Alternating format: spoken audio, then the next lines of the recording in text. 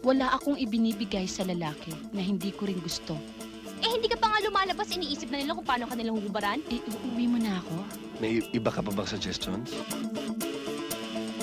Ang mahalaga ay masaya ako ngayon. I won't ask questions because I'm afraid you'll tell me the truth. Iniisip ko lang kung ilan na kayong babaeng nakinabang dyan sa kama mo. Magbihis ka na. Birthday ng misis ko eh. Miss Garcia, this is my wife, Stella. Ganun naman palagi eh. Laging kawawa tayong mga babae. Nagkakandako ba ako sa pagtatrabaho para sa inyo ng anak ko? Yung pala yung nagpapakasarap ka sa ibang babae? At sasabihin mo sa akin, mahal mo ako?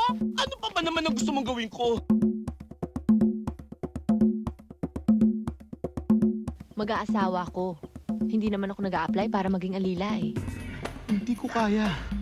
Philip, the wedding will take place in 3 days. Hindi mo ba ako mahal? All this time, hindi mo ako minahal! Hindi ko iiyakan ng isang lalaki. Wala siyang makukuha sa akin kahit isang patak na luha. Tingnan mo nga yung ginagawa niya sa'yo.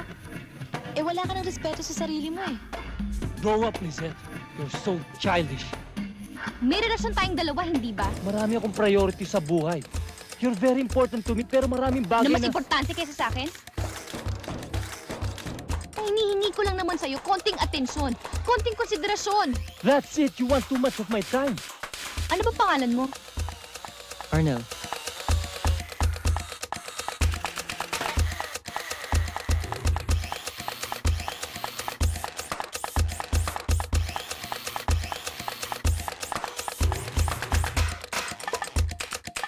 Eh, ano magagawa ko? Hanggang dito na lang ako.